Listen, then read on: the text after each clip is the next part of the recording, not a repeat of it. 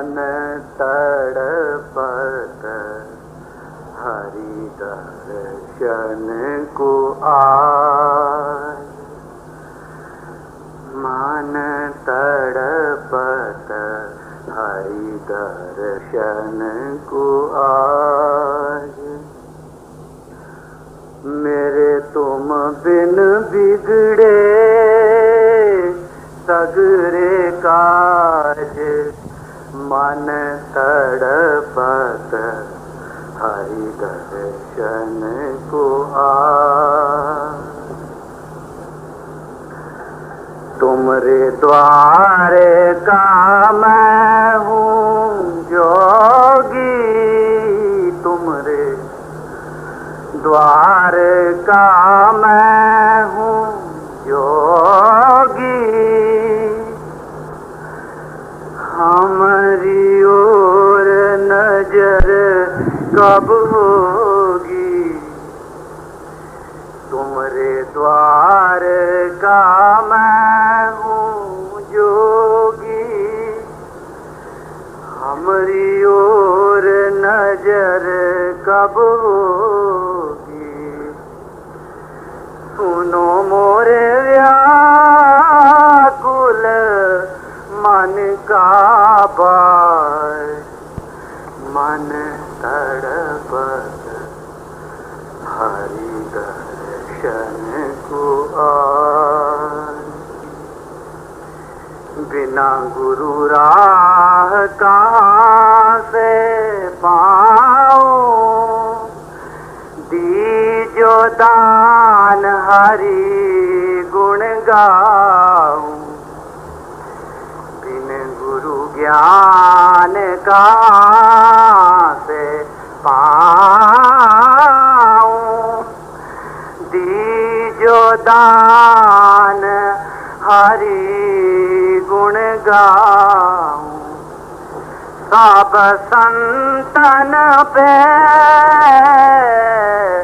तुमरा राज। मन तड़पत हरि दर्शन को आए। प्यारे सावन मेरी आस ना तोड़ो। प्यारे सावन मेरी आस ना तोड़ो। ओ दुख भंजन मेरा साथ ना छोड़ो। प्यारे सावन मेरी आस ना तोड़ो। ओ दुख भंजन मेरा साथ ना छोड़ो। मोहे दर्शन भिक्षा दे दो आज। मन तड़पत हरि दर्शन को आए। जल बिना कमल चंद्र बिना रजनी। ऐसे तड़पूं गुरु बिना सजनी। जल बिना कमल चंद्र बिना रजनी। ऐसे गुरु बिन तड़पूं सजनी। आकुल व्याकुल फिरूं नैन बिना। बिरहा कलेजो खाए। मन तड़पत हरि दर्शन को आए। दिवस ना भूख नींद नहीं नैना। आ आ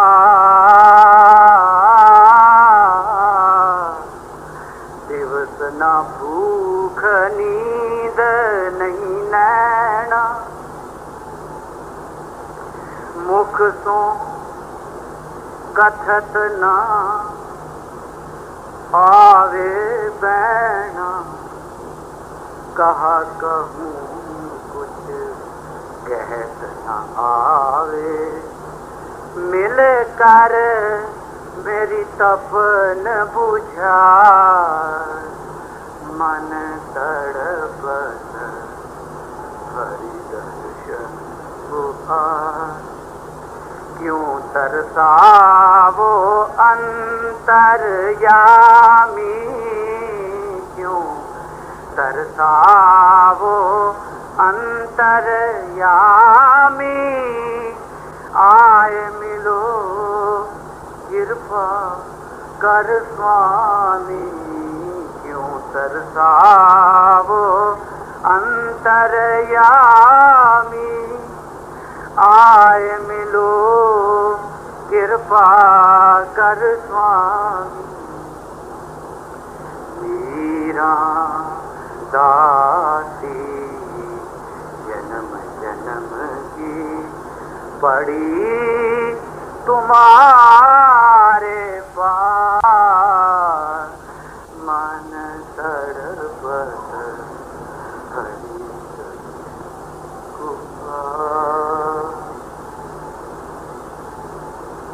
इस वक्त श्री गोवर्धन साहब जी का एक शब्द आपके सामने रखा जाएगा।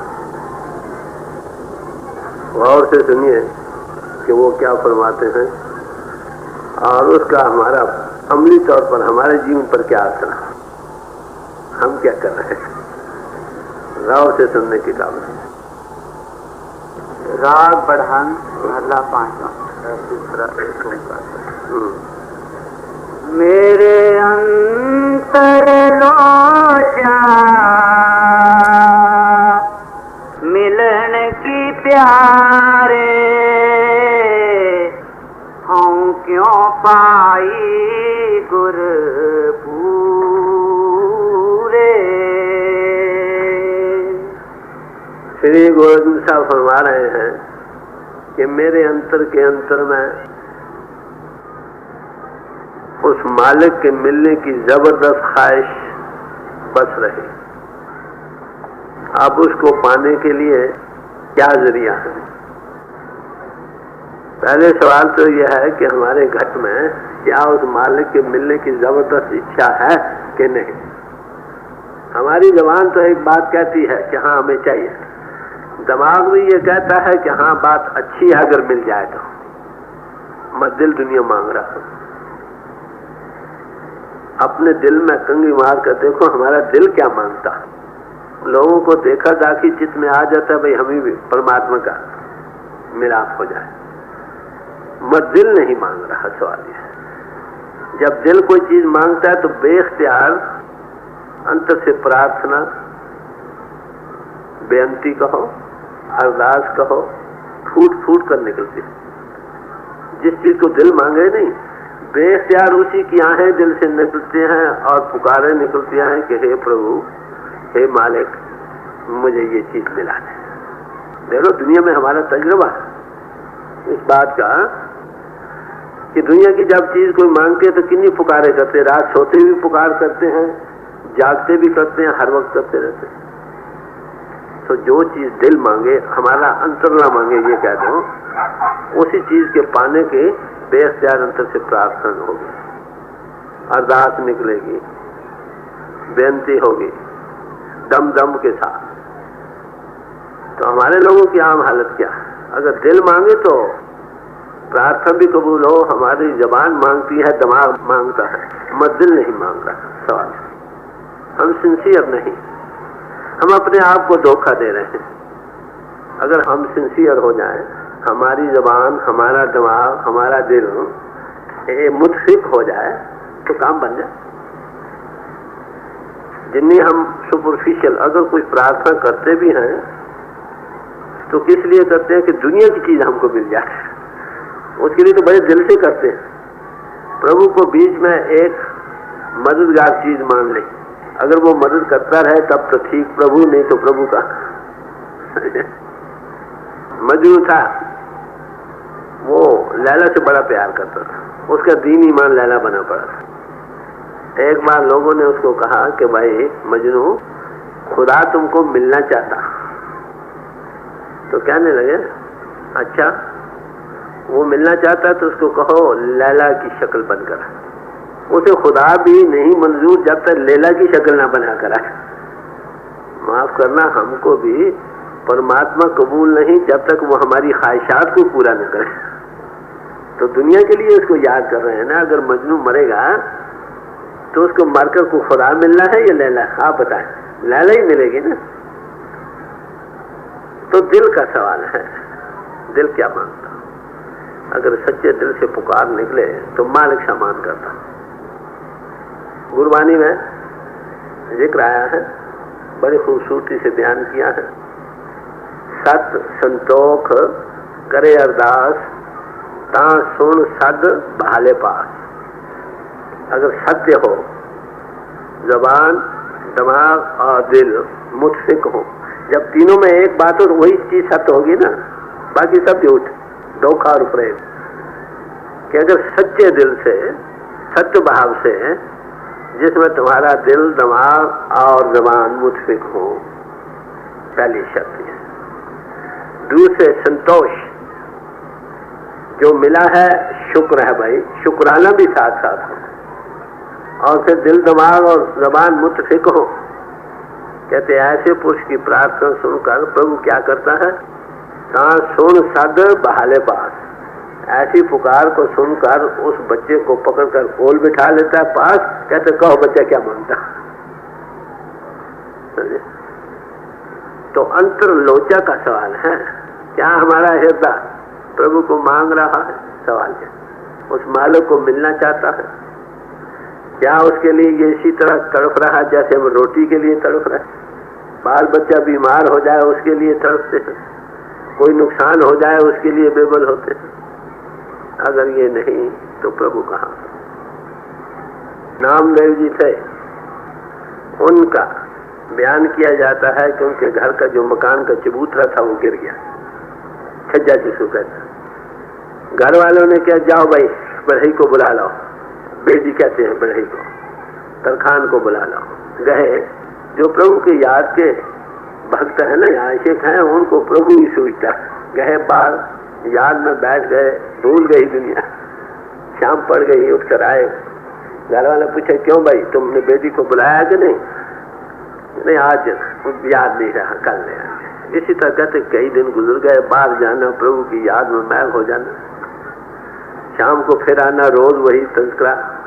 आखिर एक दिन कहने लगे घर वाले, भाई आज अगर तुम नहीं लाओगे तो तुम्हारी बड़ी बुरी गति है। कहते भक्ता और संसारियां जोड़ कर दिन आया। गए, अच्छा भाई आज जरूर ले आऊंगे। उस दिन भी वही। आशिक या भक्त लोग किसी के समझाने से नहीं समझ सकते, याद रखो। दिली लगन जिधर लग गई उसी में मैल है, उसी रंग में रंगे। गए फिर याद में बैठे। शाम पड़ गई, आंख खुली, हो आज तो बड़ी बड़ी गति होगी घर में। चले दिल में सोचे अच्छा भी जो भगवान करे। भगवान ने देखा मेरा भक्त बड़ी मुश्किल, वो बेटी की शक्ल बनाकर आ गया। पूछा नामदेव का मकान कहाँ है भाई? तो लोगों ने कहा ये है। अच्छा भैया, वो बना दिया चबूतरा, जो कुछ गिरा था छज्जा हुआ, चले गए। अब देखिए खुदा के हाथों का बना हुआ चबूतरा, छज्जा क्या खूबसूरत होना, और थोड़े वक्त में बनाकर चले गए। जब आए दूर से देखा कि छज्जा बना हुआ, पहचान गए भगवान काम कर गया।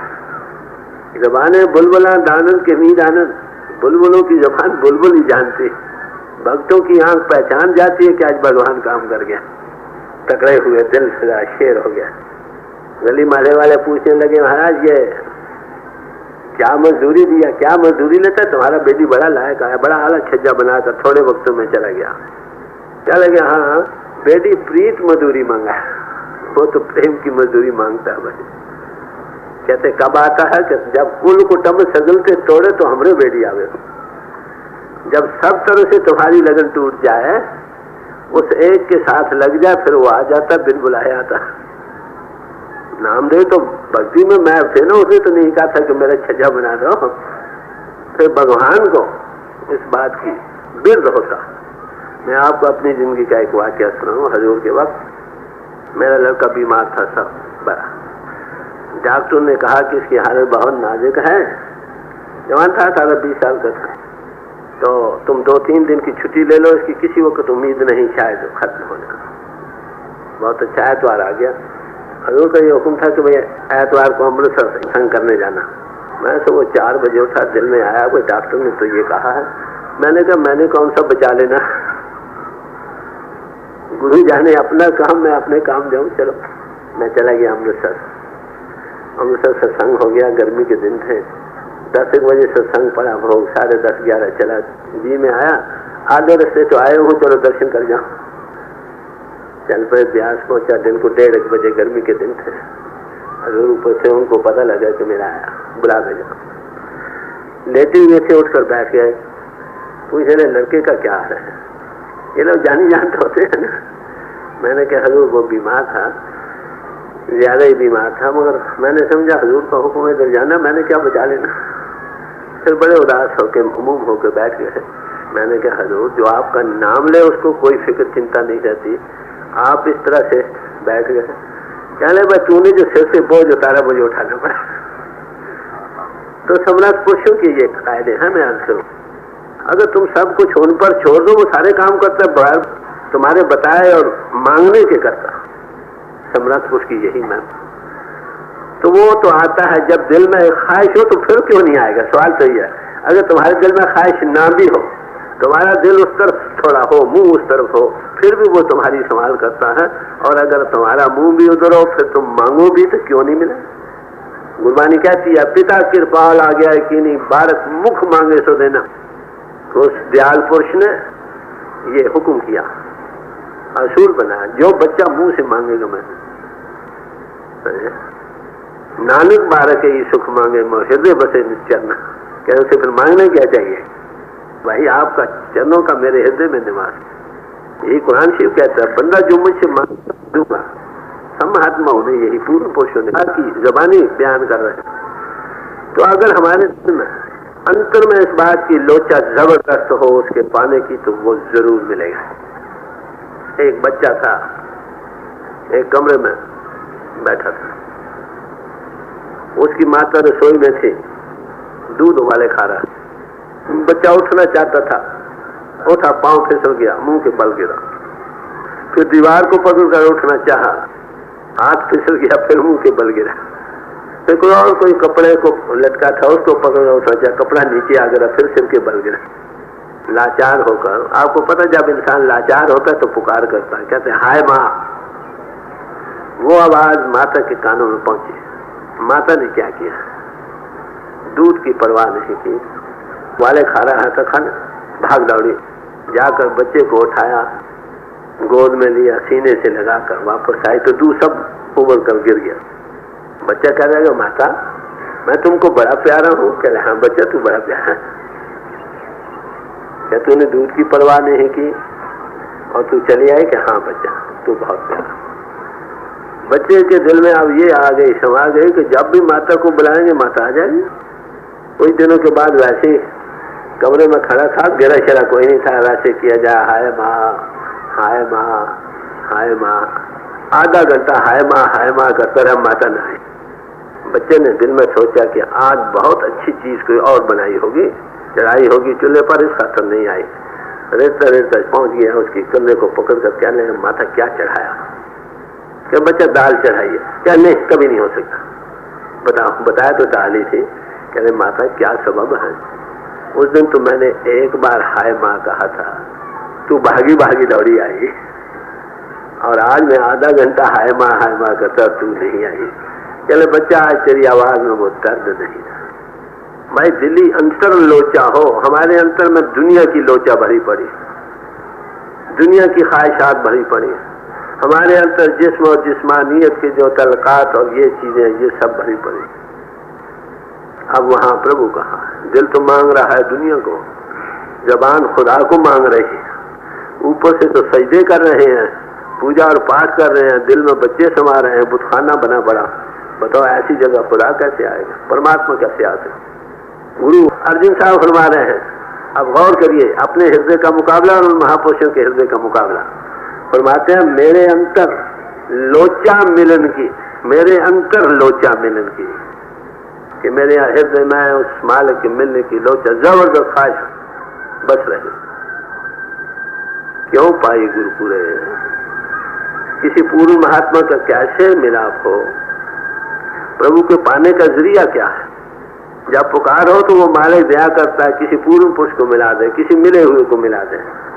वो कहते हैं हाथी की चंगाड़ उसको पीछे पहुंची है, समझे, और कीड़ी की आहट उसे सबसे पहले पहुंची है।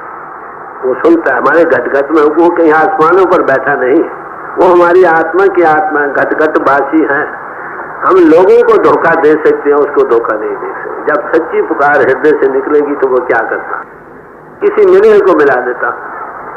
कृपा करे ता सदगुरु मिले। किसी सतगुरु पूर्ण पुरुष का मिलना बड़ी भारी खुशकिस्मती। ये कब मिलता है? जब मालिक मिला था। जैसे हम उस प्रभु को नहीं जान सकते, इसी तरह हम किसी पूर्ण पुरुष को भी नहीं जान सकते। अंधे को क्या शिनाख्त कर सकते आंख वाले की? आंख वाला खुद ही दया करके हाथ पकड़ ले तो पकड़ ले। जिसकी अंतर की आंख अभी नहीं खुली, वो मानिन्यों के घाट में बैठा है, समझे, वो प्रभु को देख नहीं रहा। उस पोल पर जो हायर पावर काम करती है उसका भी अनुभव नहीं हुआ, तो उसके लिए तो मामूली इंसान ही है ना। गुरु नानक साहब को माफ करना, हम लोगों ने क्या कहा? कुराया। किन लोगों ने? जिनकी आंख नहीं खुली थी। अब उस प्रभु को मिले तब जब तो पूर्ण महात्मा समर्थ पुरुष मिले। यहाँ लफ्ज पूरे का बता, पूरा गुरु, इसका मतलब कोई अधूरे गुरु भी होते हैं। मैं अधूरे गुरु से दुनिया भरी पड़ी, समझे। बट्टा उठाओ तो गुरु, साधु और संत मिलते हैं। सचमुच पूरा गुरु, अनुभवी पुरुष, आत्म तत्वदर्शी कहीं कहीं मिलता। जब तक आत्म तत्व का बोध जिसको नहीं हुआ वो न मिले, हमको आत्म तत्व का बोध कैसे करा सकते? जिसने देखा है वही दिखा सकता। अरे भाई ये एक्टिंग और पोजिंग का काम नहीं, सांग बनने का सवाल नहीं, सवाल तो समर्थता का है, पूर्णता का है।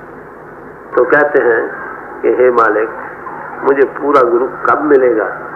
जिसके जरिए जो तुमको मिला है उनके मिलने ही से आप मिल सकोगे। गुरु साहब ने एक जगह फरमाया, दौर खस्मे का हुक्म पिया बिन सतगुर चेत्या न जाए। ढोर कहते उस मालिक ने ये कानून बना दिया है कि जब तक कोई सत्स्वरूप हस्ती न मिले मैं नहीं मिलता। फंडामेंटल है। जिसने देखा, जिसकी आंख खुली है वही तुम्हारी आंख खोलेगा ना। ये लकीरबाजी का सवाल नहीं भाई, न किताबों की ग्रंथों पोथियों लिखने का सवाल है, बिल्कुल ना। ये तो अनुभव का सवाल है। जब तक हमारी अंतर की आंख नहीं खुली, हम दूसरों की आंख कहाँ खोल सकते हैं? सवाल तो ये। किसी समर्थ पुरुष की निशानी यही है। क्या उसके बड़े बड़े डबरों से हम पहचान सकते हैं? क्या उसके बड़े बड़े महलों से या बड़ी जायदादों से या बड़े आलीशान मंदिरों और समाजों से? ना भाई, महात्मा की परख केवल एक ही है जिसमें किसी को कोई धोखा नहीं हो सकता। वो ये कि वो महात्मा तुमको कुछ बच्चा दे, कुछ अनुभव दे, थोड़ा तजुर्बा दे। कब? जब तुम्हारा दिल उस तरफ मुतवज्जे हो। अगर तुम परख के लिए वैसे ही शायद से वहां चले जाओगे, पास बैठे रहोगे, कुछ नहीं मिलेगा। हमारे जो फरमाया करते थे, कई बार लोग उनसे सवाल करते हैं, महाराज फलाने को ये नाम सारा पता लग गया है, तो मिसाल क्या कहते थे कि भाई कपास के खेत में से अगर कुत्ता गुजर जाए तो कपड़े थोड़े चला लेने उसने, सारा भी सुन ले, जब तक तवज्जो न मिले काम कैसे बन सकता? सवाल तो तवज्जो का है। यक लगाए जान खुदाश बस बहुत दरकार है माँ, उनके एक जान उभारने मेरा आलूद नजर का हो, जान की उभारने वाली नजर का हो, यही काम है। हजूर के पास हम देखा करते थे, कई बार बड़े बड़े पंडित आ जाया करते हैं। आमिल पुरुषों के पास पंडित लोग, बैस आलिम लोग भी बैस बातें को आ जाया करते। वो क्या करते थे? अकड़ कर बैठना हो, इल्म के जोर में होते थे ना। जब दो चार बातें की, कुछ अपनी इल्म का घमंड था वो जतलाया। आखिर हजूर ने एक बार फरमाया, अच्छा भाई तुम अंतर जाते हो, चलो तुम भी ले चलो और मैं भी ले चलता हूँ, यहाँ क्या करे कोई। एक दफा एक फिलासफर आए उनके पास, शायद करतार सिंह नाबीना फिलासफर, वो आए तो उनको आगे बैठाया गया, सत्संग सुना। सत्संग सुनने के बाद कहने लगे वही फिलासफर साहब कि महाराज मैं वो हूँ जिनकी धुआंधार तकरीरों से दुनिया भाग जाया करती थी। किसी स्टेज पर मैं जाकर भी लेक्चर देता था तो वो फिर दोबारा सामने नहीं आते थे। आज मैं वही हूँ जो आपके चरणों में एक तिफल मकतूब होकर बैठा हूँ। देखो अनुभवी पुरुष की ताक, बात बड़ी सरी और साफ, दिल में असर कर जाते। आमिल पुरुष के वचन और एक खाली जबानी जमा खर्च के वचनों में कितना भारी फर्क है। एक दफा पंडित साहब कबीर साहब के पास आए। 10 माह को आ जाया करते, बड़े बड़े आलम आते रहते हैं, कोई नई बात नहीं, हमेशा से चला है सिलसिला। तो कहने लगे, देख भाई पंडित, तेरा और मेरा मन कैसे मुतफिक हो सकता? तेरा मेरा मनुआ कैसे हो ही रहे? मैं कहता हूँ आंखन देखी, तू कहता है कागज की लेखी। अरे भाई मैं तो आंखों जो बयान कर रहा हूँ आंखों से देख रहा हूँ और तू कागजों को चाट रहा है और क्या जूठी पतले चाट रहा। अब जब तक अंतर एक चीज देखी ना हो, इसीलिए गुरबानी में मैं यही कहा, सुन संतन की साची साखी, सो बोले जो देखे आंखें। संतों की शहादत को सुनो, वो हमेशा सच्ची है। क्यों? वो कुछ बयान करते जो आंखों से देख रहे हैं। नानक का पातशाह किसे ज्यादा, उनकी वो आंख बन गई जिसके वो हर एक जगह नजर आता, वो फिर किसको बुरा कहेगा? एक नूर से सब जग उपजा, कौन भले कौन मंदे, उनका सबसे प्यारा। ये अनुभवी पुरुषों की निशानी है। उनकी किसी से ईर्ष्या द्वेष नहीं, किसी से झगड़ा नहीं, वो अपने दुश्मनों से भी प्यार करते। क्राइस्ट आए, वहां के लोगों ने उनको सवाल किया कि महाराज सब बताओ करना चाहिए लोगों के साथ। तो कहा भाई हजरत मूसा ने तुमको क्या कहा? तो कहने लगे हजरत मूसा ने तो ये हुक्म दिया है, tooth for tooth and nail for nail. जो तुमको दांतों से काटे दांतों से उसको काटो, जो तुम्हें छोड़ा के हो छोरे से उसका काम लो। तो कहने लगे because of your hard heartiness he gave you this commandment. तुम्हारे हृदय पत्थर की तरह थे इसलिए उन्होंने ये हुक्म दिया। कहले फिर आप क्या कहते हैं, आप फरमाइए। कहते मैं तो ये कहूंगा love thy neighbour as thyself. अपने पड़ोसी से ऐसा प्यार करो जैसा तुम अपने साथ करते हो। कहते जो हमारे साथ दुश्मनी करे उनके साथ, कहते लव दाई एनिमीज, अपने दुश्मनों के साथ भी प्यार करो। ये हजूर का कायदा। डेरे में कई वाकयात होते रहे हजूर के वक्त कि मुखालिफ लोग आकर उनके खिलाफ प्रचार करना और लंगर रोटी में खाकर जा, रोटी लंगर से खानी, कभी उन्होंने ना नहीं की। अच्छा भाई खाने दो। ये सबूत है मेरे अर्ज करने का मतलब क्या ऐसे महापुरुषों के अंतर ईर्ष्या द्वेष नहीं, कोई बुरा भी कर दे उसको भी बड़ा मांगते।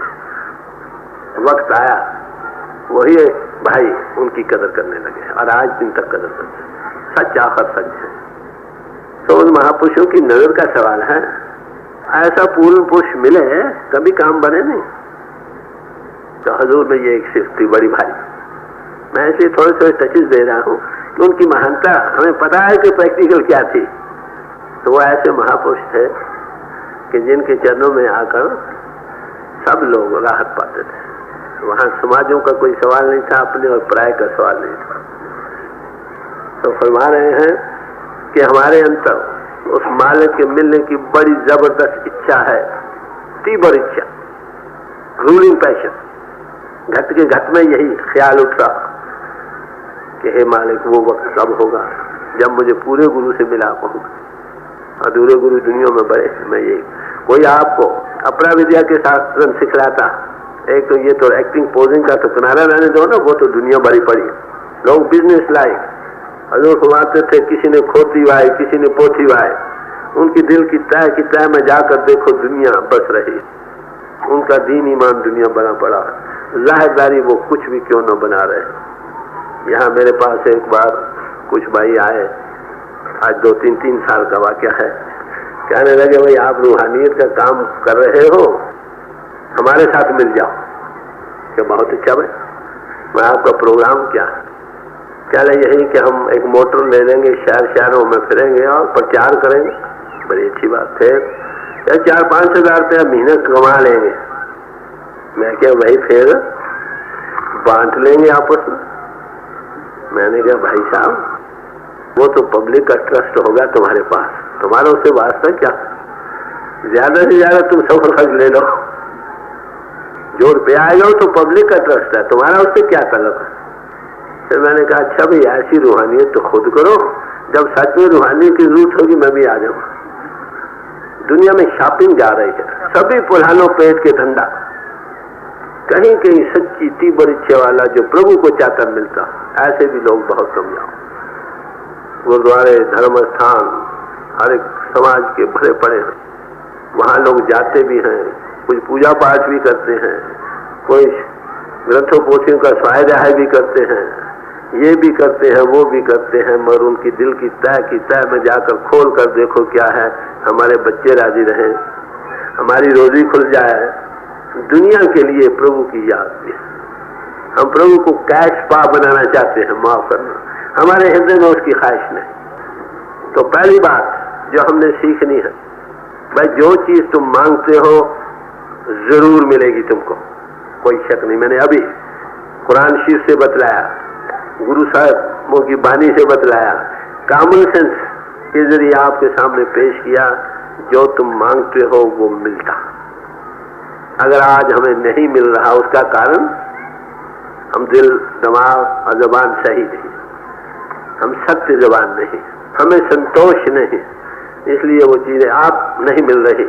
आप दरवाजे में खड़े हो जाओ, आप किसी को आ जाओ भाई जल्दी अंतर आओ, आप दरवाजे से नहीं हटते, फिर प्रेयर करो, प्रार्थना करो एंड वेट, इंतजार। वो बैरा नहीं महाराज, वो तो हमारी आत्मा की जानता है, हमारी जो जहां वृत्ति जिस तरफ जा रही ना, आगे रुचि है उसको भी जानता। वधी हृदय बुझे सब भाव, हर एक भाव को वो जानने वाला। पेश करो बस ठीक है, जो वो करने वाला वो देख रहा है ये क्या मांगता। बाद वक्त वो पिता देखता है बच्चा एक हट करके मांगता भी है, वो जो देखता है कि इसमें इसके पीछे जाकर नुक्स होगा, गलती होगी, दुख होगा, वो नहीं भी देता जो वो बेहतर है। कई बार हम चीजें मांगते भी हैं और हमारी पूर्ण भी हो जाती हैं, मगर पीछे हम पछताते हाय हमने क्यों ये मांगा था। तो सबसे आला प्रार्थना क्या है, उसको उससे मांगो, या सबसे इससे भी बढ़कर क्या कि जो आप हमारी बेहतरी के लिए समझते हो वो हमें दे दो। जयरापा सब कुछ उस पर छोड़ो, काम बन जाएगा। अब अपने दिल की हालत बयान कर रहे हैं कि हमारे हृदय में उस प्रभु के मिलने की लोचा, जबरदस्त ख्वाहिश, रूलिंग पैशन बस रहे। हे मालिक, हे प्रभु, मुझे वो वक्त कब आएगा जब ऐसे पूर्ण पुरुषों से मिलाप होगा। दिल में ये हवस है, कायदे की बात, जिसको हम पाना चाहते हैं वो एवं ऊंचा हुए को तिस ऊंचे को जाने सो, जो अति सूक्ष्म और अगम है। हम इस स्थूल आंखों के साथ कैसे देख सकते हैं? जब हम भी उससे लेवल के बराबर ऊंचे हो जाएंगे तब उसको हम देख सकेंगे। हवा है देख लो, इसमें हमें कुछ नजर नहीं आ रहा। क्या है हवा में कुछ नहीं है तो सही, मगर सूक्ष्म है। हमारी आंख स्थूल है, जब हमारी आंख इतनी सूक्ष्म हो जाए, इसके मुताबिक पकड़े तब ये नजर आए, या माइक्रोस्कोप खुर्दबीन के आले से हम इसको देखें, जिसका खासा है कि एक चीज को कई सौ गुना बड़ा करके दिखलाता है ताकि हमारी आंख के रेंज में आ जाए, हम उसे देखने लग जाए। जिनकी अंतर सूक्ष्म भी नजर बन गई वही उसको देख सकते हैं। अब ऐसे पुरुष जिनकी सूक्ष्म भी नजर बन चुकी है, वो महापुरुष मिले हमको, हमारी नजर को भी उतनी सूक्ष्म बनाकर हमको दिखा सके, तब काम बने ना।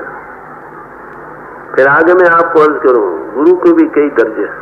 पहले मैंने कहा एक एक्टिंग पोजिंग वाले हैं, सांग बनने वाले हैं, उनको तो किनारे करो भाई, दुनिया भरी पड़ी। उसके बाद हमको सामाजिक गुरु मिलते हैं, अपरा विद्या के, वो आपको समाजों के रस्म रिवाज कानूनों में लगाते हैं, ये भी अच्छा काम।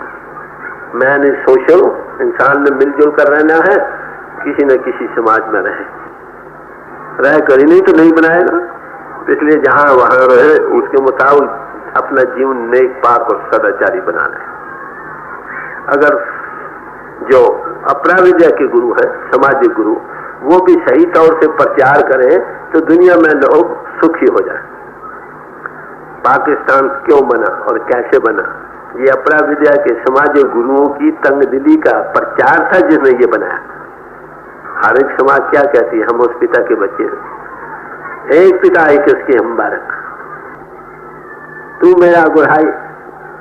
कुरान शरीफ कहता है हम उस खुदा के कुंबे के हम मेंबर हैं, सभी सांझी वाल सदायन कोई न दिसे बाहर जियो। सारे महात्मा ये कहते हैं, एक रूप से सब जग उपजिया, कौन भले कौन बुंदे।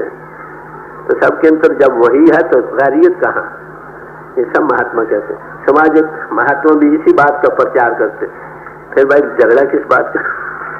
अरे समाज कहते हैं किसी का बुरा चितवन न करो, किसी की चोरी न करो, जीवन नेक पाक और सदाचारी बनाओ, निष्काम सेवा करो, किसी से नफरत न करो, सबसे प्यार करो। अगर सामाजिक गुरु भी सही मानों में प्रचार करें दुनिया में सुख हो जाए। मगर ये भी काफी नहीं, इसके ऊपर एक और दर्जा है जो पराविद्या के महात्मा आत्म तत्वदर्शी हैं, उनके मिले के बगैर जन्म मन खत्म नहीं होगा।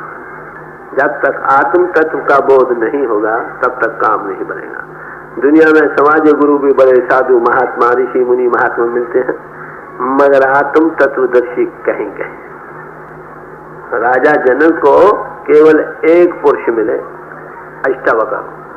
सारे हिंदुस्तान भर के ऋषि मुनियों की जो सभा राजा जनक ने बुलाई थी, सब हैरान और सरगर्दान थे इस बात पर, इतनी थोड़ी सी देर में जितने में राजा जनक ज्ञान का अनुभव मांगता वो कैसे दिया जाए। राजा को ज्ञान देने के केवल अष्टावक्र जी निकले, ओनली वन मैन। अगर उस जमाने में जब हम कहते हैं हिंदुस्तान की रूहानियत बड़ी अरूज पर थी, अगर एक निकला था तो आज के हजारों में थोड़ी, जितने ज्यादा हो खुशी की बात। उसकी एक ही फर्क होगी, उसका प्यार सबसे दिली प्यार। उसके अंदर रूलिंग पैशन प्रभु की है, दुनिया की नहीं। जब ऐसा पुरुष मिले उसी को पूर्ण पुरुष मिले। तो महात्मा कहाँ पर मिल सकता है भाई? किसी समाज किसी मुल्क का वो कैदी नहीं, किसी समाज में आ सकता। कभी तो वो चमारों में थे रविदास जी, कभी वो छीमों में थे नामदेव जी, कभी वो जुलाहों में थे कबीर साहब, कभी वो खत्रियों में थे, कभी जाटों के थे, कभी कहीं कभी कहीं। अरे भाई जहां दीवा जलेगा वहां परवाने जाएंगे, सवाल है, नीचे ऊंच का सवाल नहीं। अनुभव वही होगा जहां अनुभव है, बाकी सारी उम्र का जाया करना तो गुरपूरे का सवाल है। यही बात है कि हे मालिक, मेरे दिल में तेरे मिलने की ख्वाहिश बड़ी जबरदस्त। कैसा वक्त हो कि मुझे पूरा गुरु मिले, मैं अपने जीवन का एक अर्ज करूं। मैं जब छोटा था, उदूपी संस्कार थे, मैं गुरु ग्रंथ साहब का एक शब्द रोज पढ़ा करता था, उसको लिख लिया करता था और उसको बार बार पड़ताल करते रहना दिन भर कि इसमें क्या लिखा। उसमें जगह जगह गया भाई गुरु साधु संत महात्मा को मिलो, बार बार यही।